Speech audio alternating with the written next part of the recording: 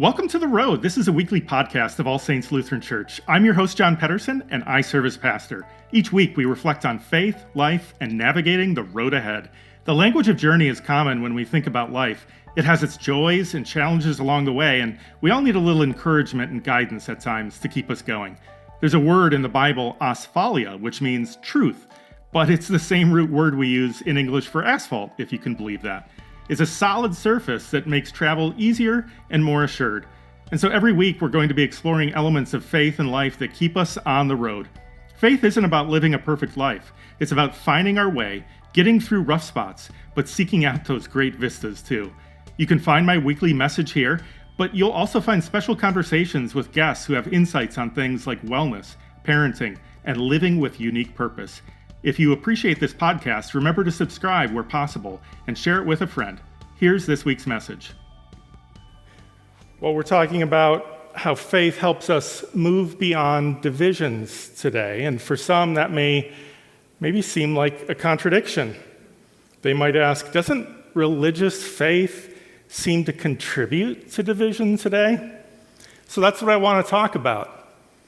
I've heard a common refrain over 2.5 decades in ministry, and it goes something like this: I don't get why there are so many denominations.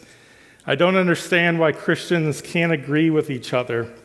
And maybe you've had that same thought at some point. But the fun and easy way I've found to make sense of it is that different Christian denominations or churches or movements represent Christian faith through the lens of different personality types. It's an oversimplification, but it's not wrong.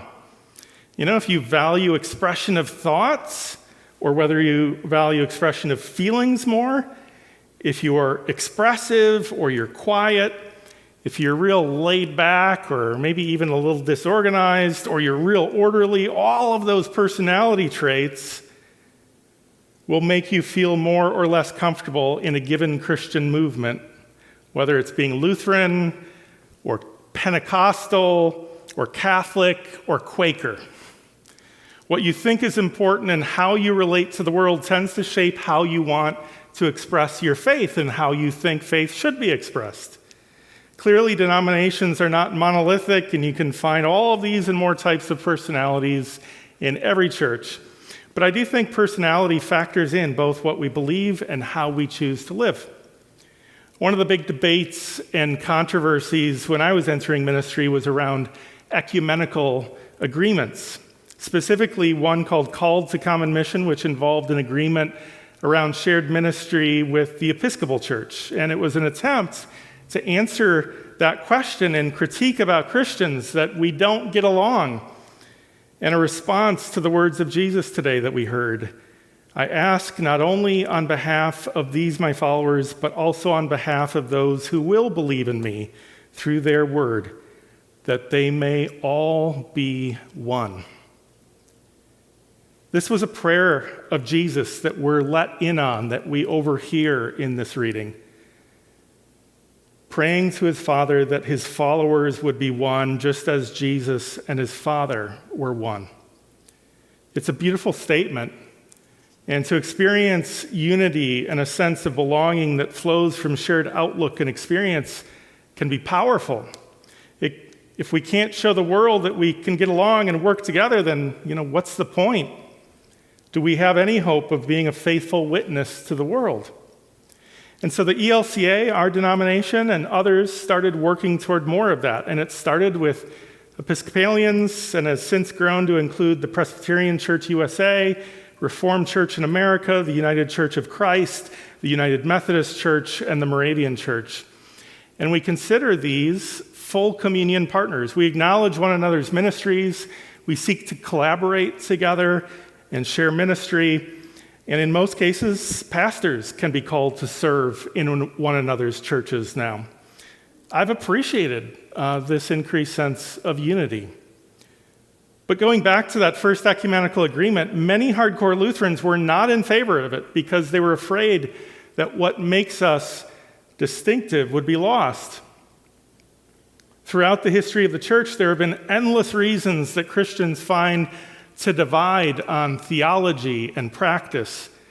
And once you end up with the perfect church and group that you're in full agreement with, you'll always find a new reason to be divided about something else. And if you trace the history of disagreements about beliefs and practices in the church, you see that over and over and over. I love the story of the man who was stranded alone on a desert island, and one day, after years of being stranded, he was rescued. And before he left, he asked those who rescued him if they wanted to see the rest of the island. And they said yes. So he showed them his favorite fishing spot, and he pointed out the house he had made that he was so proud of. And the people who were with him saw 2 other buildings, so they asked about the one next to his house, and he replied, "Well, that's my church. I go there to worship on Sundays." And they said, "Well, what about the other building?" And he replied, "That's where I used to go to church."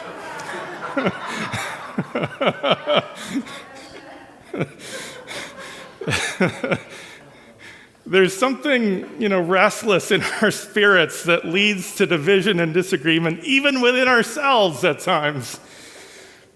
There are plenty of instances of division within society and churches, and Jesus' prayer for unity was directly related to his followers. Not so much to society that everyone in the world be one, but that his people would be one. We live in a time, though, when there are perhaps more critiques of an overemphasis on unity, not only that it can water down what is distinctive about individuals, but that it requires compromise or ignoring some things. It becomes an excuse for not addressing needed change or priorities. And these are legitimate critiques. So this is one prayer spoken by Jesus about unity, but what is this unity Jesus is talking about, really? Is it a unity that people really even want anymore? Being one, for clarity, doesn't mean being identical. There's room for different expressions and personalities, whether that's found in different Christian movements that emphasize unique facets of faith and life, or whether it's us as individuals choosing to pursue our own unique passion and sense of call. As a pastor who previously considered living into his political science major and had some early formative experiences with that, I decided I was going to take another path to try and bring renewal to people in our society. And I continue to believe that working for better policies and laws is really important. But there are also deeper roots to the problems we encounter. And throughout my ministry, it's been my preference not to get into specific policies and solutions, because I have a healthy respect for the pros and cons of those policies often, as well as unintended consequences, and just a respect for what I don't know. I always prefer to speak to underlying values and faith, and I hope and trust that the Spirit will guide us all in living that out faithfully, even if it's in different ways. Even if Christians may disagree on policies or strategies, my hope is that we can all bring a value for truth and facts, an understanding of compassion and care for the neighbor, an appreciation for the benefits of good order, all with a spirit of humility and courage and grace. Kind of a tall order.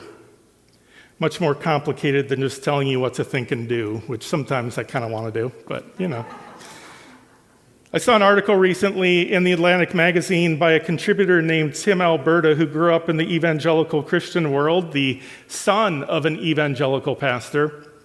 He's been an observer of that Christian movement for a while and has watched large portions of it transform from a largely spiritual undertaking to something highly charged and political.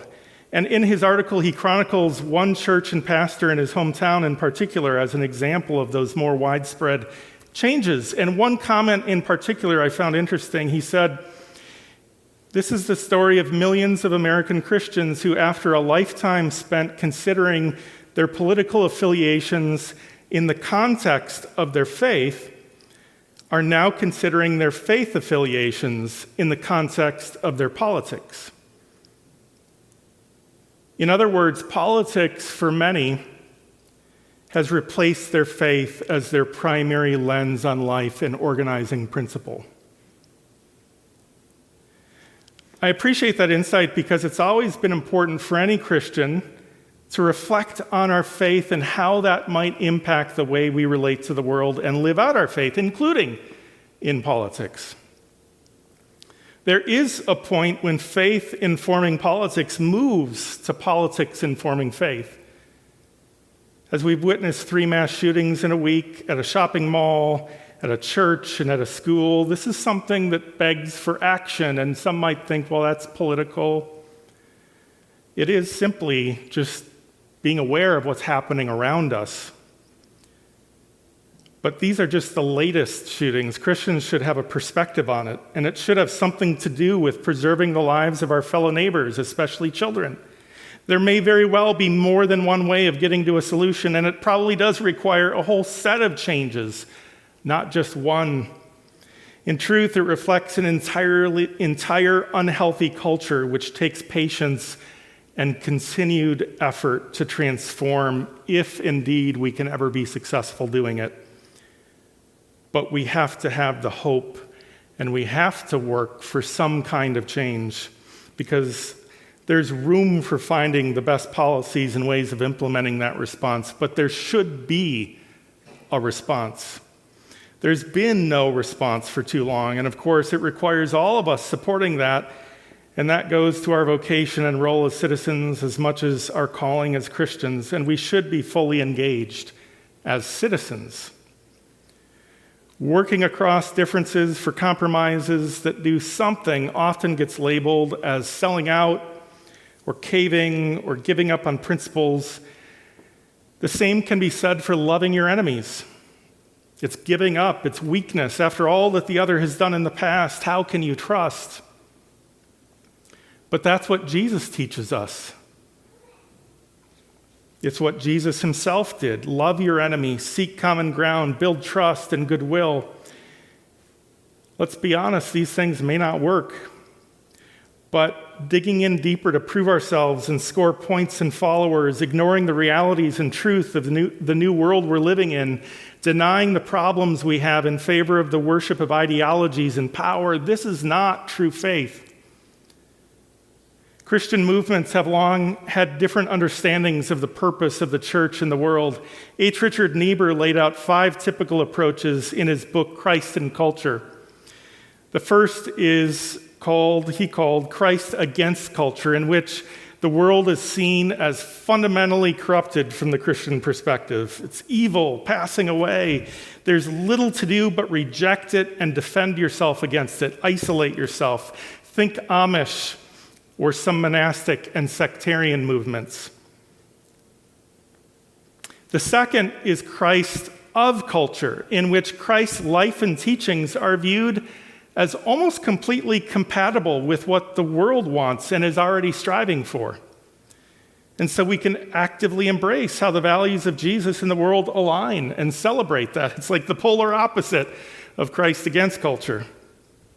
The third is Christ above culture, which recognizes that there are some good things about the world, but they don't compare to what faith has to offer in the end. And so faith provides this sort of elevated model and transcendent vision for how to elevate culture as a whole.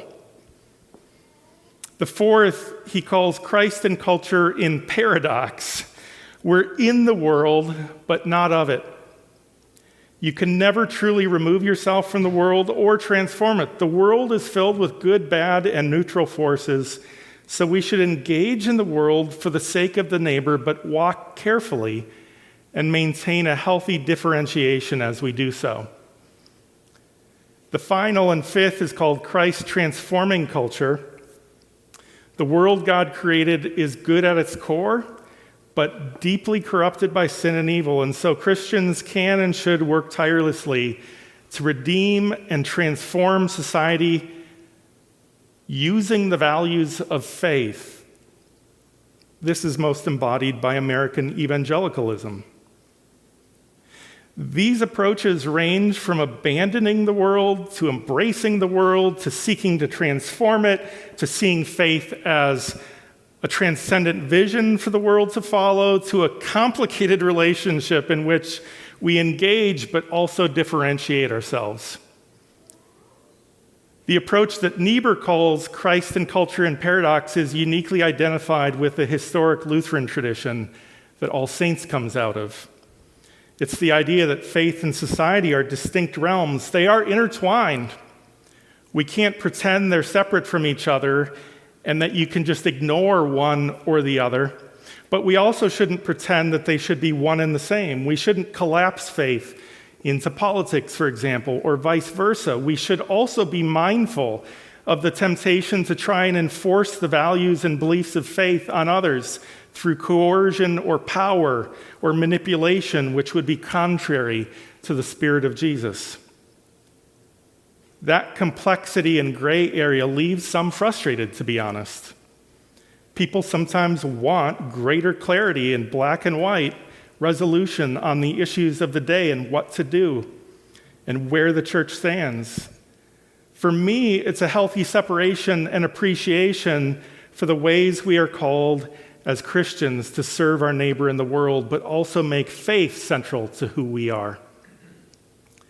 To be honest, it's not clear to me that many are interested in this kind of approach today. It's always been more of a minority view historically. We've been conditioned to see the world mostly through a political lens now rather than through a spiritual lens. But I think most Christians would agree that we should be doing something to impact the world positively while not losing the heart of our faith. In today's gospel, Jesus says he desires unity between the Father, himself, and those who believe, so that the world may know that you have sent me and have loved them, even as you have loved me. He continues, I made your name known to them, and I will make it known so that the love with which you have loved me may be in them, and I in them. It's that love that is at the heart of what we share as Christians. Love even of those we disagree with. The unity that Jesus was talking about in this prayer wasn't a unity for bringing the whole world together as much as a unity among those who follow Jesus. And yet, if we can embody that among ourselves, perhaps there is a chance that our neighbors can also see that love, and it can become the basis for how all of us think and act and seek change within our society. We can't live for others, but we can choose how we will approach one another and the world. If we begin there in the spirit of Jesus, who loved us to the end and loved everyone, even those who sought to do him harm, there will always be hope for moving beyond divisions. Amen.